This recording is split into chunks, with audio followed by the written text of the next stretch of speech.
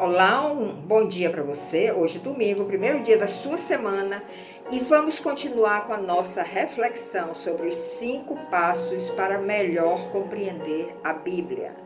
Fizemos uma analogia com os dedos da nossa mão e já vimos o ouvir a palavra, seria o primeiro passo, depois o ler a palavra, o estudar a palavra. Hoje nós vamos ver o memorizar a palavra.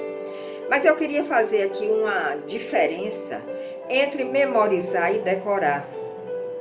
Memorizar não é decorar, não é você sentar, pegar a Bíblia e ficar ali decorando a Bíblia toda, de Gênesis a Apocalipse. Inclusive, Jesus recriminou os fariseus, porque eles não viviam o que eles falavam, eles não viviam o que eles pregavam. E o decorar é isso, é você ter na mente, mas você não tem a vida. O memorizar é diferente. O memorizar é algo que ficou realmente em você, através de uma experiência mais forte com o Senhor, através de algum evento muito marcante na sua vida. Por exemplo, eu tenho memórias, muitas memórias da minha infância, da minha adolescência, porque foram momentos muito importantes para mim, que ficaram realmente marcados na minha memória. Então, a palavra de Deus, nós precisamos também vivenciar a palavra de Deus, para que tenhamos ela na nossa memória, no nosso íntimo, incorporado no nosso ser. Não é uma questão de decorar versículos, que aí você fica no nível mental, você não absorve para que esses versículos se tornem vida. Em 1 Coríntios, capítulo 1, do verso 19 ao 22, nós lemos o seguinte: destruirei a sabedoria dos sábios, o Espírito Santo falando através do apóstolo Paulo, e aniquilarei a inteligência dos instruídos. Ele está falando aqui da sabedoria humana. Naquela época, o grego era quem prevalecia, né? Dominava naquela época, todos falavam grego, entendiam o grego, e sabemos que através do grego nós temos acesso a muita sabedoria humana. Mas Jesus está dizendo aqui que ele vai destruir a sabedoria dos sábios e vai aniquilar a inteligência dos instruídos. E no verso 20 ele pergunta: onde está o sábio? Onde está o escriba? Onde está o inquiridor deste século? Porventura não tornou Deus louca a sabedoria do mundo? Então veja que aí tem uma ênfase de recriminação por parte do Espírito Santo com relação à sabedoria do mundo. 21. Visto como na sabedoria de Deus o mundo não o conheceu por sua própria sabedoria. Aprove a Deus salvar os que creem pela loucura da pregação. Um povo tão sábio, né? Escribas, sacerdotes, que conheciam profundamente a lei, que conheciam de uma forma total, vamos dizer assim, a lei, mas não tinham vida. E essa falta da vida espiritual fez com que eles não reconhecessem o Messias que tinha chegado ali, e que eles estavam sempre na expectativa, né, aguardando essa chegada, mas não reconheceram. 22. Porque tanto os judeus pedem sinais, como os gregos buscam a sabedoria. Então ele está fazendo uma comparação aí, que os judeus queriam sempre sinais, para que eles fossem convencidos da vinda do Messias. Mas não houve um reconhecimento autêntico, genuíno, de olhar para Jesus e dizer: não, este é o Messias enviado do Pai. É este que nós estamos aguardando por séculos. Então ele está fazendo essa comparação, que os judeus estavam sempre em busca de sinais, assim como os gregos estavam sempre em busca da sabedoria. Então, o povo de Deus, de uma forma geral, se nós pegarmos desde os hebreus, nós vemos como o povo de Deus dava sempre importância ao ensino, especialmente o ensino para crianças. E essa didática bíblica, essa didática do povo judeu, incluía não só o ensino didático, mas incluía também os ensinamentos e princípios espirituais estabelecidos por Deus. Ou seja, eu me lembro na minha adolescência, quando eu estudava, eu tinha aula de religião, eu estudei num colégio católico, porque eu não vim da igreja evangélica, eu vim da igreja católica, mas nós tínhamos aula de religião, tinha a Bíblia, estudava algumas passagens bíblicas. Estados Unidos também, que foi um país evangélico, né, que nasceu o evangelismo e de repente eles tiraram tudo das igrejas.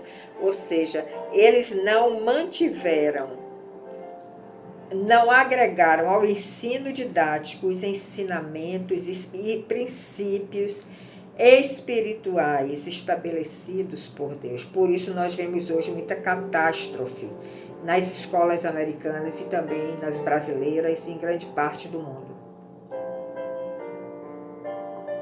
Porque as crianças e os adolescentes estão sendo formados sempre com a visão materialista, longe de Deus.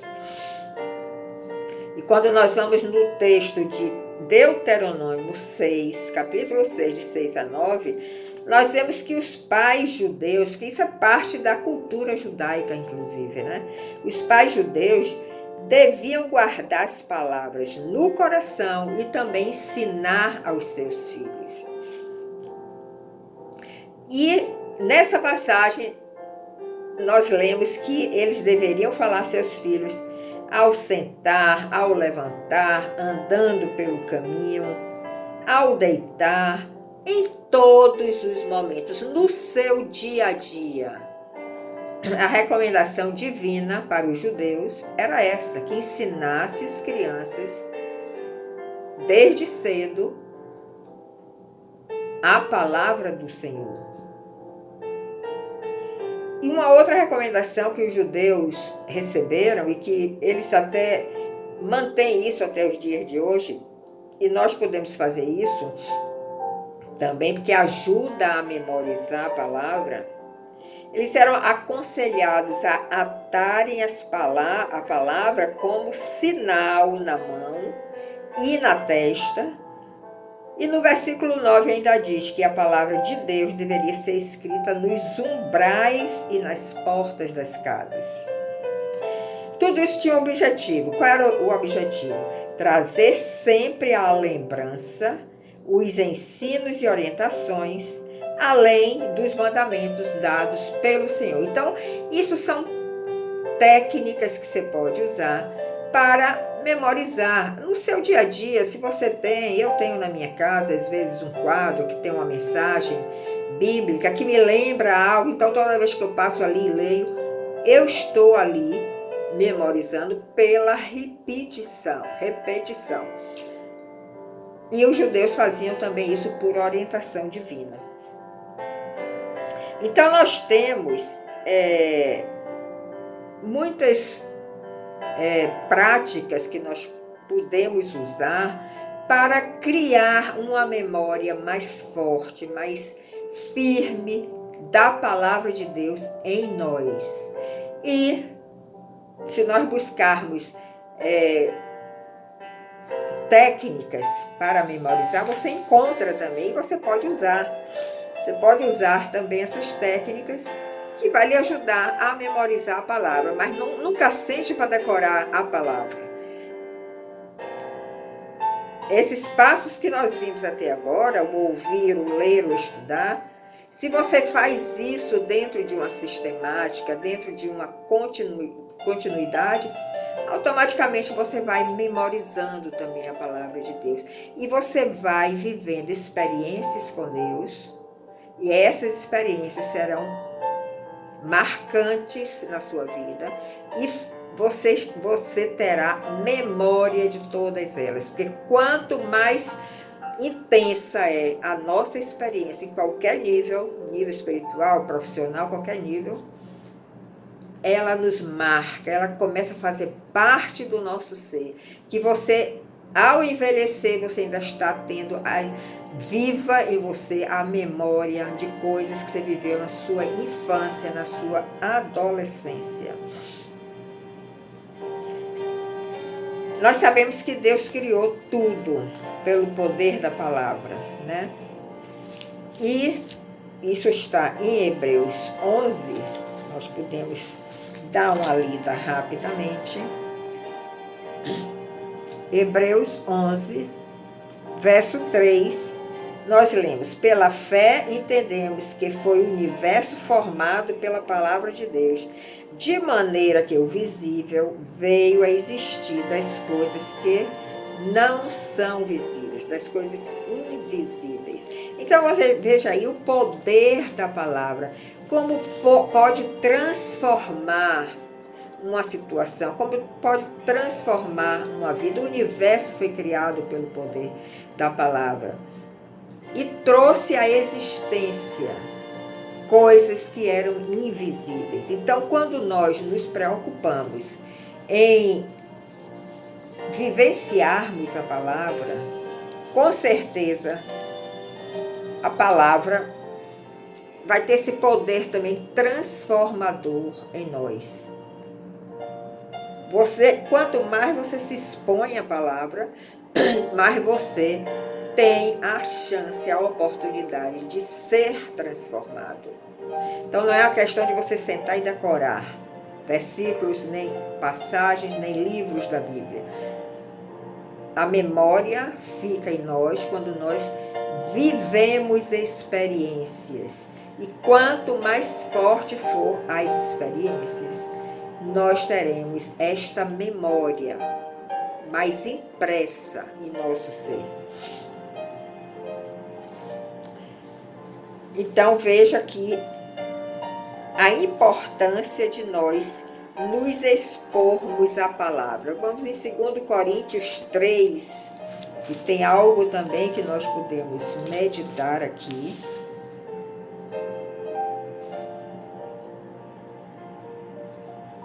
Segundo Coríntios 3, 17 e 18. Ora, o Senhor é o Espírito, e onde está o Espírito do Senhor, aí a liberdade. E todos nós, com o rosto desvendado, contemplando como por espelho a glória do Senhor, somos transformados. Ou seja, se você se predispõe a memorizar a palavra através desses recursos, você vai estar se expondo diante do Senhor. Você vai estar se expondo diante da sua glória. E por isso você poderá ser transformado. E é essa a finalidade. Sermos transformados de glória em glória, ou seja, no nível de exposição cada vez maior, na própria imagem de Cristo. Agora eu quero trazer para você uma pesquisa que eu fiz sobre técnicas para memorizar, que você pode usar não só com relação à Bíblia, mas você pode usar em qualquer outra necessidade sua, trabalho, familiar, profissional. Então tem algumas técnicas que vão nos ajudar a memorizar a palavra. Uma delas, que nós já falamos até aqui em outro momento, é que se você ler em voz alta, em vez de fazer uma leitura silenciosa da Bíblia, você vai estar usando aí 2 passos, o ler e o ouvir, e isso faz com que você memorize mais aquilo que você está estudando, aquilo que você está lendo. Então, o ler em voz alta contribui para que nós possamos memorizar mais aquilo que estamos estudando. Uma outra forma que eu acho essa assim bastante eficaz, para você reter a palavra, reter aquilo que você está estudando, é você ensinar o que você aprendeu. Compartilhe estudos seus, compartilhe experiências suas, compartilhe momentos que você teve quando você se expôs diante do Senhor. Se você ensinar o que aprendeu, você vai reter mais esta palavra, este ensinamento no seu coração. O primeiro beneficiado vai ser você mesmo. E aí nós temos aquele versículo muito conhecido: é dando que se recebe. Se você compartilha o que você tem recebido do Senhor, com certeza Ele vai te dar mais do que o que você está compartilhando. Uma outra forma de você memorizar é criando associações mentais. Se você vê algo importante que você quer fixar, procure fazer alguma associação com alguma coisa que para você já é uma coisa assim muito firme, muito consistente. Então, com a associação mental, você pode também memorizar melhor aquilo que você está estudando, aquilo que você está lendo. Outra forma é você fazer resumo, desenhar diagramas, por exemplo. Se você tem dificuldade em se lembrar dos patriarcas, você pode, depois de um estudo seu, você fazer um resumo, um diagrama e colocar Abraão, Isaac, Jacó. De Jacó saíram 12 tribos, você enumera ali e você deixa este papel ali perto de você, à sua mão, que a todo momento que você esteja ali estudando e fazendo qualquer outra atividade, você bater o olho, você vai ler de novo, você vai repetir aquilo que você deixou ali, desenhado, escrito, e você vai ter uma possibilidade de fixação muito maior. Outra coisa também é a questão do cansaço mental. Muitas vezes estamos estudando por muito tempo, muitas horas seguidas, e o cansaço mental faz com que também nós não fixemos aquilo que nós estamos lendo, estudando. Então, é interessante fazer algumas pausas, não pausas longas, mas pausas curtas, de 40 minutos, por exemplo. Levantar, tomar uma água, tomar um chá, para que a sua mente descanse um pouco e ela volta renovada, com um poder maior de fixação, de memorização. Uma outra dica que nós podemos dar é estudar em grupo. Por quê? Porque o estudar em grupo, um vai ajudando o outro, cria uma discussão, surge uma dúvida, o outro vai tirar. Todas as vezes que há questionamentos, que surgem dúvidas e que tem alguém que vai explicar, vai dar um testemunho de experiências vividas, tudo isso ajuda na fixação e na memorização daquilo que nós estamos estudando. Então, o estudo em grupo contribui muito para que possamos memorizar aquilo que nós queremos. Uma outra coisa é você visualizar a informação. Você ter uma capacidade de enxergar. Se você fez, por exemplo, eu peguei o mapa de Israel, algum tempo atrás, desenhei num bloco e deixei do lado do meu computador. Toda vez que eu ia sentar no computador para fazer alguma coisa, o mapa estava ali. Eu estava ali visualizando o mapa. Então, hoje eu já tenho uma ideia muito mais firme. Onde está a Galileia? Onde está a Judeia? Onde está a faixa de Gaza?